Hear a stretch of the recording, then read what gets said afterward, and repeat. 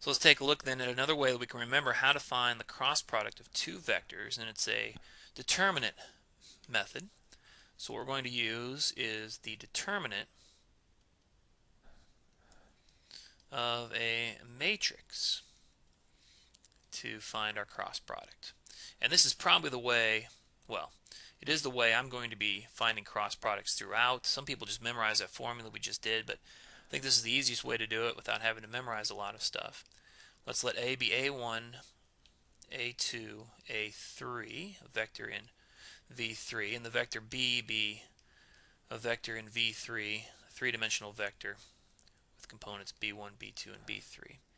Here's what we're going to do to find A cross B. We're going to take the determinant of the matrix that I formed by taking I, J, and K, putting them across the top row. The components of my first vector in my cross product, remember order matters, in the second row, and the components of the third vector in my cross product. Sorry, the second vector in my cross product in the third row. Now, if you don't remember how to take the determinant of a 3 by 3 or you haven't had this yet, it's okay, it's pretty easy. Here's what you're going to do. You're going to start in the upper left-hand corner I, and you're going to block out the column and row that contains that vector.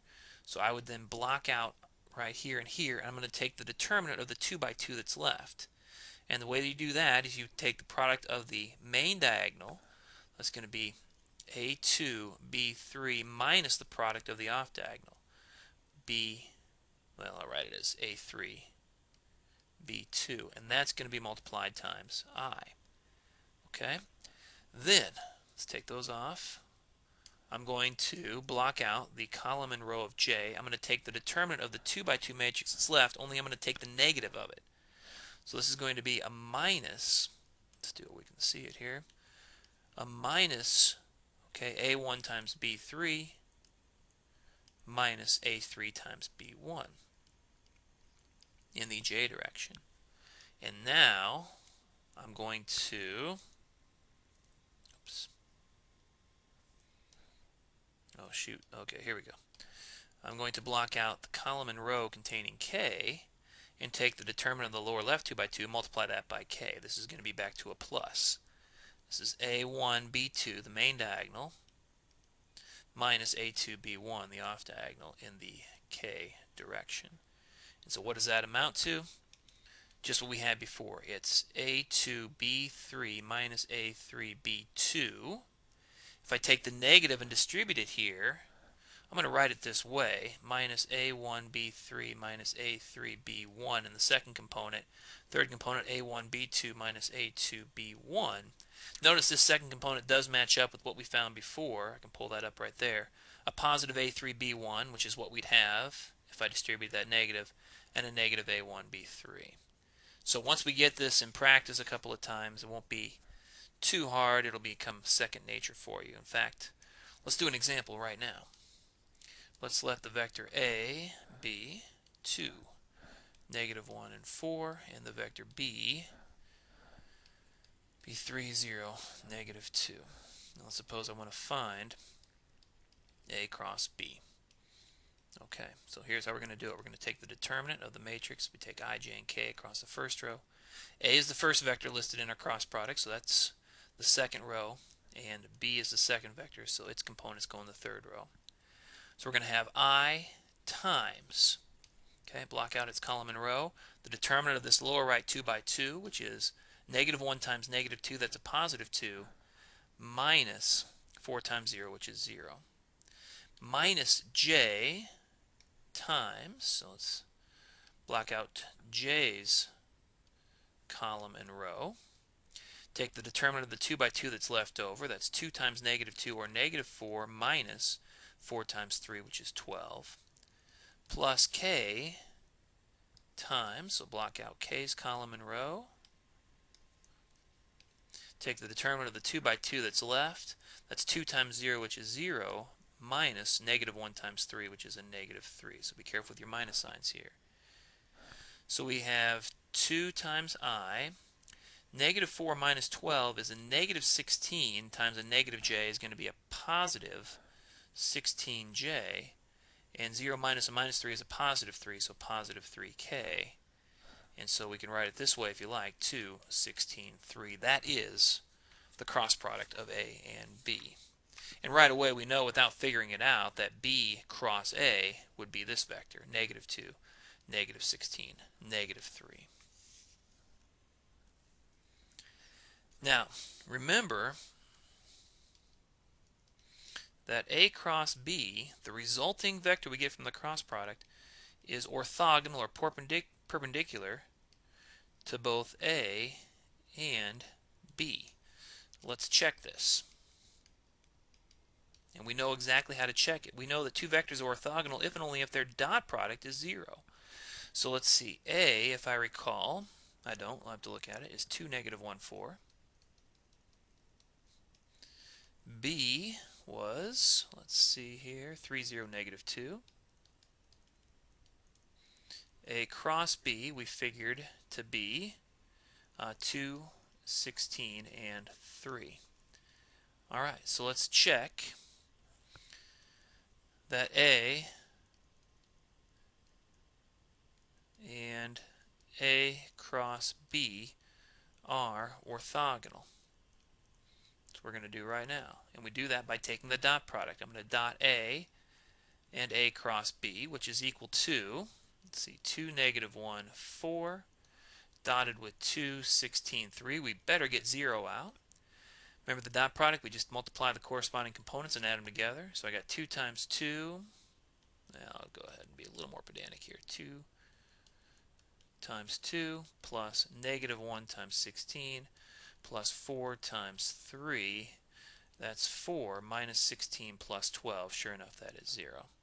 So you should go ahead and check that B and A cross B are orthogonal. I'll leave that to you if you would like to do that. But again, you can use the dot product. It's a good way to check to make sure you did your cross product correctly. Okay, let's take a look at another type of problem that we may encounter. Let's say we have 3 points, and I'll call them P, Q, and R. P will be located in 3 space at the point 2, 3, -1. We'll put Q at 4, -6, 0. And I'll put the point R at 5, -2, 3. So this may or may not be obvious to you, but I think if you think about it a little bit, it should make sense that these 3 points form a plane in R3. Any 3 points form a plane in 3 dimensions, just like any 2 points form a line in 2 dimensions. What I want to do then is find a vector which is orthogonal to this plane. Okay, so here's the situation. I've got some point here P, some point here Q, and some point here R. I'm not going to try and draw them where they actually are in R3. It's a little too difficult and a little too messy. But you can see that these 3 points lie on some plane. There is some unique plane that goes through all 3 of those points. We want to find a vector orthogonal to that plane. So you can think about a vector that will be orthogonal to the screen here if those 3 points are lying in the screen. Here's what we're going to do. I'm going to form the vector from P to Q. So that'll be the vector PQ. I'm going to form the vector from P to R. We'll call that the vector PR. And then remember then that the cross product, those 2 vectors lie in the plane, so the cross product will be orthogonal to that plane because it'll be orthogonal to both PQ and PR. So let's go ahead and do that. PQ, let's see, remember we're going to take the components of Q minus the components of P. We're going in that order. So 4 minus 2, -6 minus 3, 0 minus a minus 1. So we get 2, -9, and 1 for PQ. PR, let's see, that's components of R minus components of P. 5 minus 2 in the first component, -2 minus 3. 3 minus a minus 1, that's 3, -5, and 4. Okay, so now we're just going to take the cross product here. I want to think about my vector maybe coming out of the screen, so which way do I need to do it? Yeah, I want to go from PR to PQ so that the vector is coming out of the screen. So this will be PR cross PQ. That's the order that I want. So let's form that. We're going to take PR cross PQ. So we'll have I, J, and K here. PR is 3, negative 5, 4. Then PQ is 2, negative 9, 1. And here's what we get. I times the determinant of this lower right 2 by 2, that's a negative 5 minus a minus 36,